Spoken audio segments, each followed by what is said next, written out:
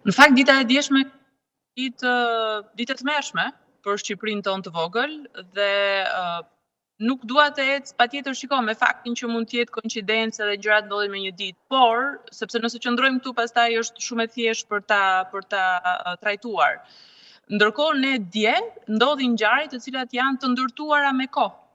Pra, dje shpërthyen dhe dje koincidoi që ti ishin të gjitha njëkohësisht, por nëse flasim për secilën prej ngjarjeve, të gjitha kanë qenë të parashikuara në një mënyrë ose një tjetër. Pra, ka pasur shenja paraprake në rastin e marrjes së jetës në Tiranë nga dy të rritur për arsye të bullizimit, nuk është një ngjarje e cila filloi dje dhe mbaroi dje.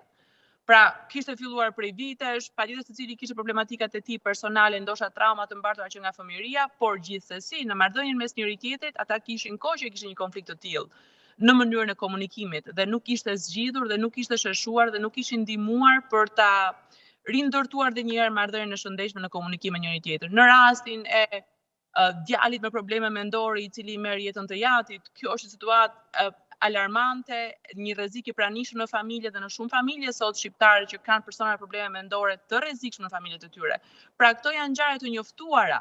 Nuk janë ngjarje që neve na vinë kështu dënditen me diell se si ndodhi kjo. Janë të njoftuara, janë aty prezent dhe thjesht nuk merren masa dhe lihet deri në pikën që ne duhet flasim gjithmonë kur njerëzve ju ikën jeta.